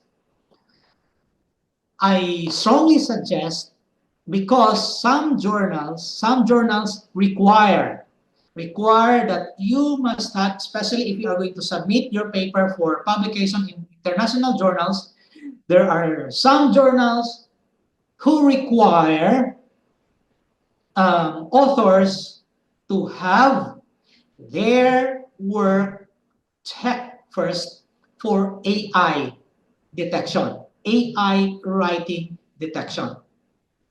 And if you simply, example, if you use AI to check for English language accuracy or rephrase or paraphrase, and then simply copy the result, in your paper, when you are going to submit that work or that paper for AI detection, most likely, most likely any AI detection app will detect your work as 100% AI. That's going to be a problem. So you might ask, so that means we should not use AI, right? Because why use AI? Especially if it will be detected 100%. Now, there's one thing you can do about that. One thing you can do is do not copy and paste the result from AI. So example here, what we did was simply copy, right? Copy and then paste. If you do that 100%, it will be detected 100%. So what you are going to do is do not copy and paste, but you have to type manually the result. Type the result manually in your Microsoft Word. Okay? Will it not be detected? It might still be detected. It might still be detected, but not anymore 100%. I have tried it using Turnitin before. Um, when I submit to Turnitin a 100% copy and paste, Turnitin gave a result of 100% AI, written by AI. But when I tried to type manually, the result is varied. Sometimes it's about 40%, sometimes it's about 60%, but not anymore 100%. If simply you will just type everything. But when you are going to use a feature in Microsoft Word, example, this one, this is example, you have type this manually already in your Microsoft Word. Try to change some words that are easy to change using the built-in synonyms of Microsoft Word. Example here, unexpected. So you might change that with unforeseen. Okay? That will lessen the probability of it being AI, detected as AI written. Okay? You can use that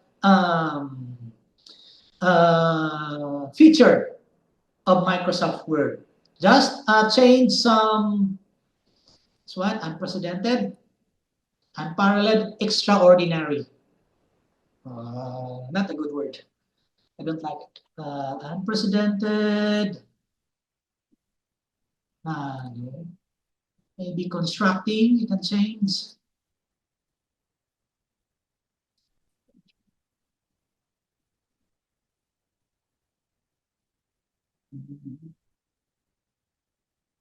Timetables, operating costs, no.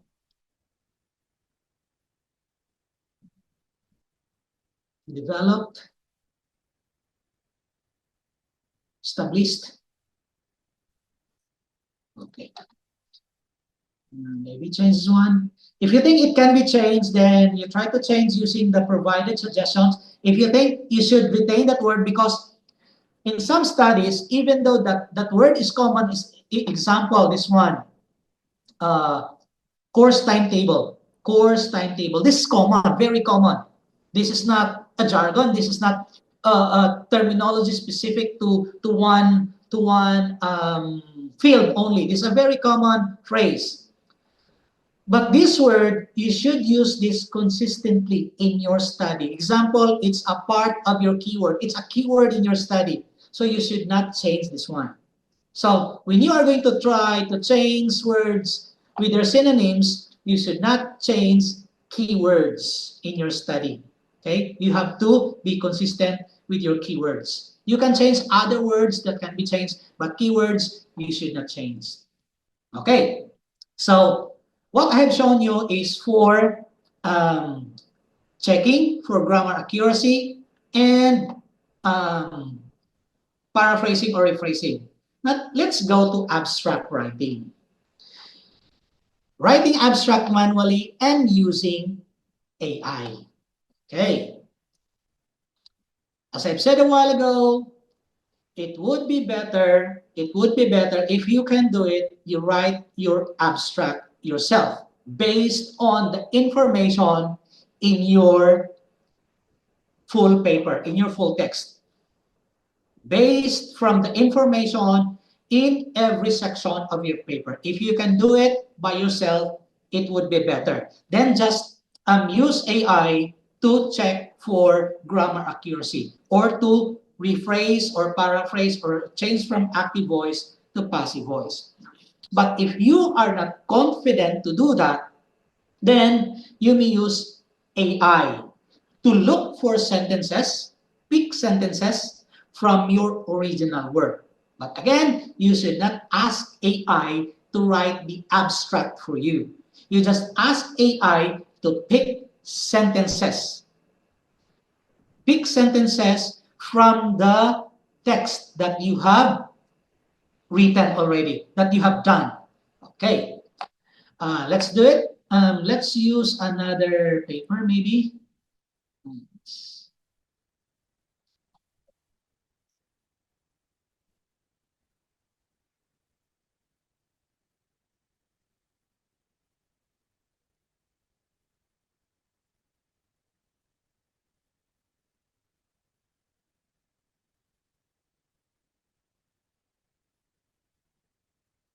Okay, so this is the paper. The abstract, I have shown you this abstract a while ago in the PowerPoint presentation. Uh, this is an abstract from a paper published in an international journal. The title is Stradial Protects Against Ischemic Injury. Okay, let's look at the full text. I can open the full text. See.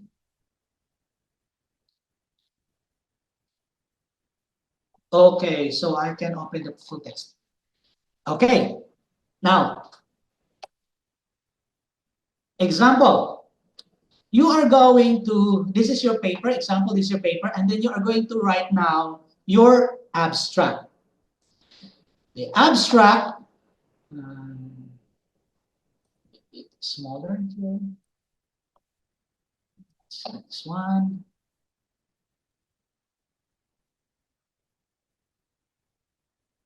Okay.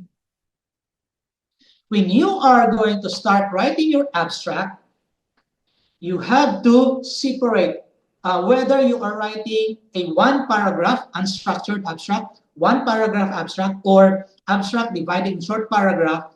It would be better if you are going to write it this way, whether manually or using AI. So your abstract, first your introduction. Your introduction contains your background and aim or purpose of the study. Okay, so that's in your introduction. Then your method or methods or materials and methods. Then your results. And then your conclusion. Again, discussion normally is not anymore included in the abstract. It's just introduction, it includes background, aim, purpose, method, results, and conclusion. Conclusion may include, conclusion is the implication of your findings, and then it may include suggestion for future research. Okay. Example here, if you can do it yourself, find sentences here in your introduction section that can be used here as background. Find also, example, this is your introduction. You can use that, copy and paste here, and then just like what we did a while ago, rephrase or paraphrase so that they will not look exactly the same. And then find a sentence that will represent your okay, purpose of the study. Purpose of the study.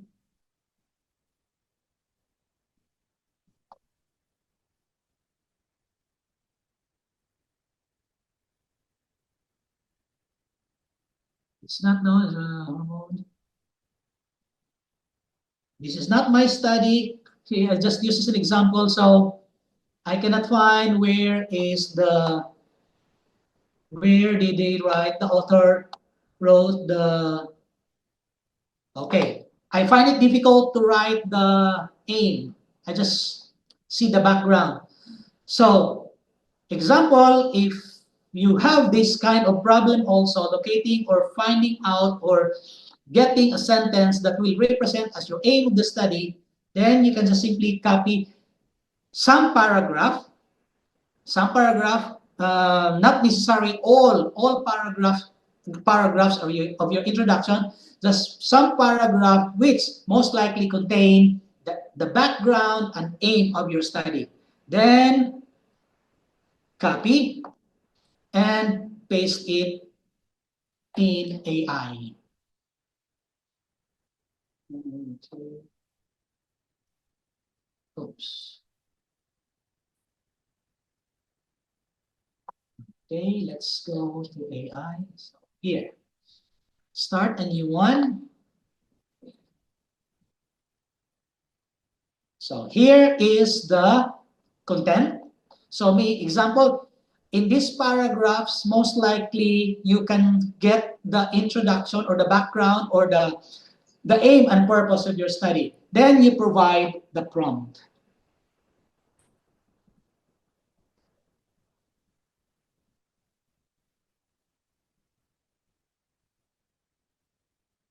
Okay, for the introduction section, okay, this is an example of prompt. Again, you can make your own prompt. You can use the example here as your guide. Okay, example is your prompt. Select 2 to 3 sentences from the introduction section provided. So you are just asking AI to select, pick sentences based on the text that you have provided. Okay? You're not asking AI to write, give some information for you. Just pick sentences from the sentences that you have previously written. Okay? Effectively select 2 sentences that will represent as background and purpose that will be included or for inclusion in the paper's abstract. You may add this to ensure that AI will not provide information not in the original text. Do not add any information not found in the information provided. So that means you are asking AI to retain the accuracy and integrity of the information from the original text. So I'm going to copy all of this, and then so that we can compare. Sorry.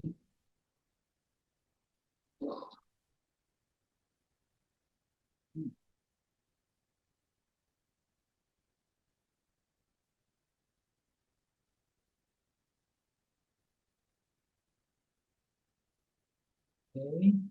And also in DeepSeek. Now DeepSeek is busy again. And paste as plain text. Okay. Oh, copy.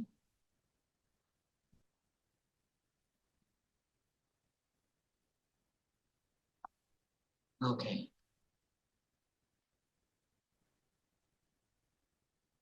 Okay.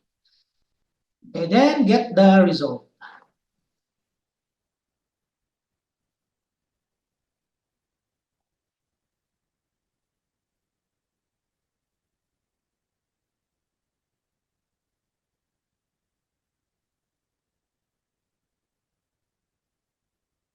Okay. So this is the result provided by DeepSeek. Look at check the result of Gemini. So here, this is the background of the study.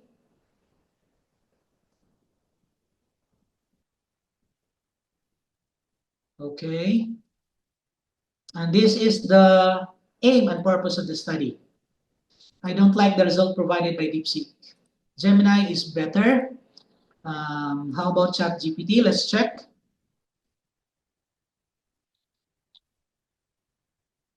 Mhm.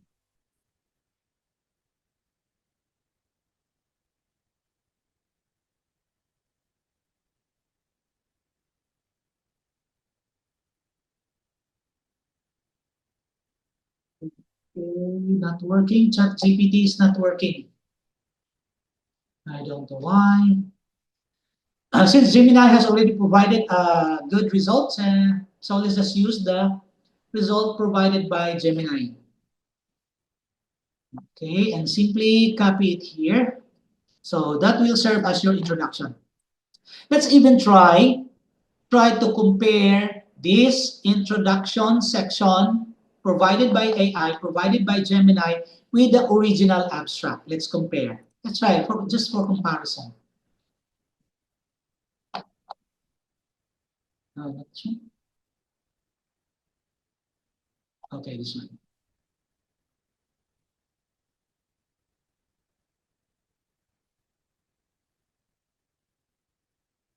Okay. Clinical studies demonstrate that estrogen replacement therapy improves both neuron, change cognitive function, and reduce with Alzheimer's.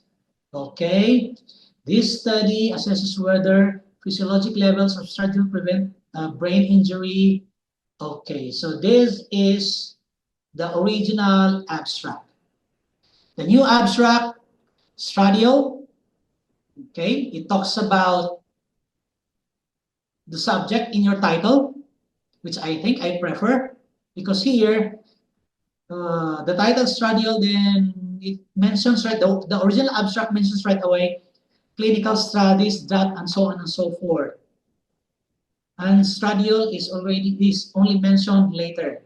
But here it mentions right away estradiol, ovarian hormone, effects on brain, and so on and so forth.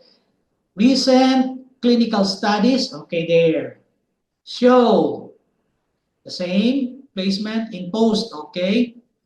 This study investigated and whether estradiol is required.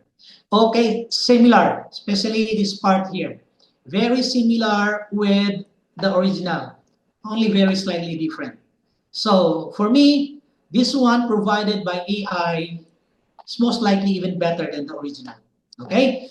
So again, if you are find it difficult to get get the get the what's this information or sentences from every section of your paper in um, can be used in your abstract, then you may use AI. You may use the prompt that I have provided here to generate sentences. But again, when you generate sentences from AI, you have to emphasize that AI should not add information not included in your original text. Now, for example, you are done with your introduction section or your method section, then you can just simply go to your paper, do the same process with introduction, go to your paper and look for some paragraph in your materials and method that most likely contain the sentence that will represent in your abstract. So same process what we did in the introduction. Then after that, you can go to results section. What paragraph or which paragraph in the results section will most likely contain sentences that can be used in the results. Same with the conclusion. Then after that, when you have all the information here, all the contents, you already have introduction, you have method, you have results, you have conclusion. If you are writing, example, um, an unstructured abstract, meaning one single paragraph abstract, simply remove the headings, then Connect all the paragraphs, short paragraphs, so that it will look like one long paragraph. Then after that, to finalize, example, you have already, because we don't have enough time, example, you have already your introduction. The next, here you have your method. Then you have your results. Then you have your conclusion. You may copy everything, and then go back to AI, go back to AI, and then example, go back to AI. Example, this paragraph contains all the major parts. It has introduction, it has methods, it has results, it has conclusion. Then to finalize, simply ask AI to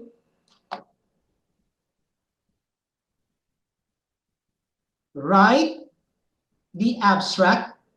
Okay, so here's the new instruction.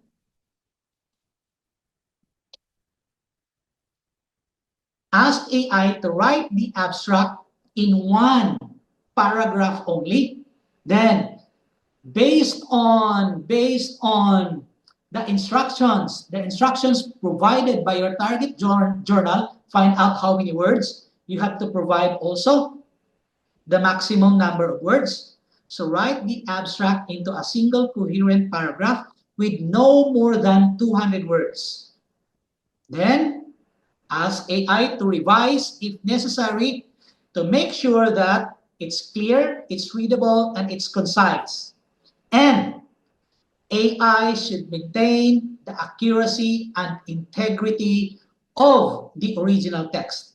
AI should not add any information not found in the text provided. And then simply click submit.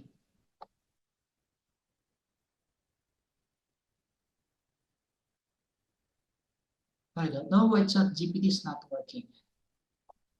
Okay, so this is the example that AI provided. Okay, let's try to copy this one in ChatGPT.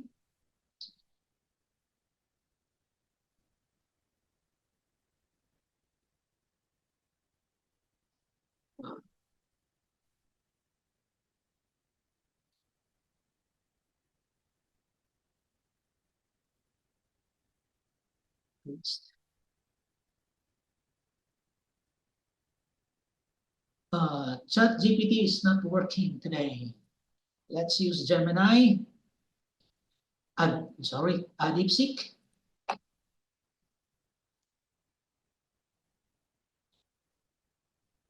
Okay, so here is DeepSeek's result.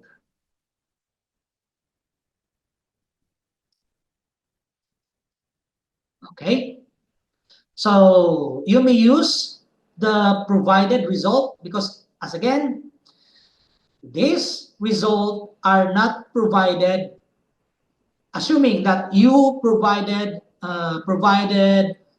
all the sections of the paper and just ask AI to pick some sentences for you. Okay,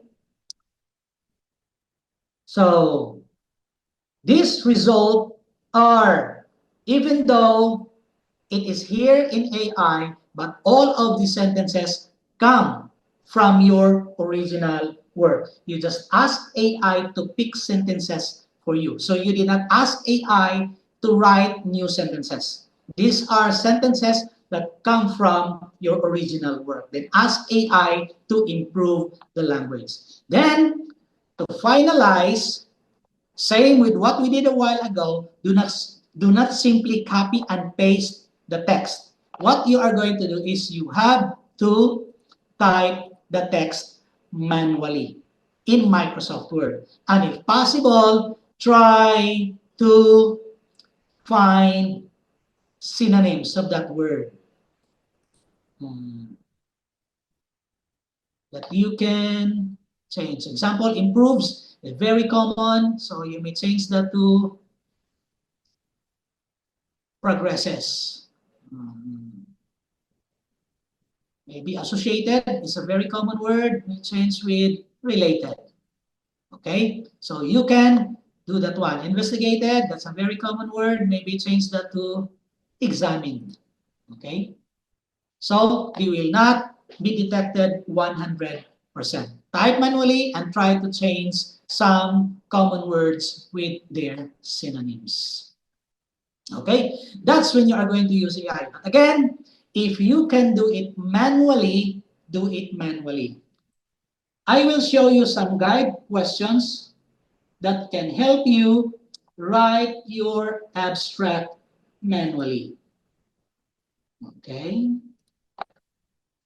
so here, to pick some sentences from your introduction section to serve as your background and aim and purpose, you can use these guide questions. What is the study all about and why it is important? So the study is all about rising incidence of rabies among domestic animals in Brazilian cities. Why do you want, what do you want to know? What do you want to solve? What is your aim or what's your purpose in this study? The purpose of this study is to investigate and so on and so forth. Okay? So find this kind of sentences in your original work, in your full text. For method, what did you do or how did you do your study? Okay, so in the study, using a cross-sectional analysis, the study analyzed the incidence of and so on and so forth. For result, only include the most significant findings that will connect to your aim and purpose or will answer your aim of the study. And then finally, for your conclusion, what is the meaning or implication of your results? This study answers a fundamental question regarding the correlation between proximity and so on and so forth. Do you have any suggestions that you want to propose? Further studies are needed to establish any causal relationship and so on and so forth. So these guide questions can help you pick sentences from your original paper. Another thing you can do when you are going to write your abstract manually by yourself is find similar papers in your target journal. Find similar papers and copy the abstract of that similar, with similar topic. Copy the abstract of that paper with similar topic which you want to serve as a guide when you are going to write your paper or your abstract. And then use the sentences in every section when you are going to get information or sentences from the original text. Find some sentences in your original text that can be used to replace the sentences from your model abstract. And then, after you copy sentences, replace the sentences from your model abstract with the sentences from your original paper, then you may use AI to improve the language accuracy using the prompt, the example, the sample prompt that I have provided a while ago. So I hope it's clear, and I hope based on this presentation, on the examples that I have provided, you can already, or you have an idea already on how to write your own abstract.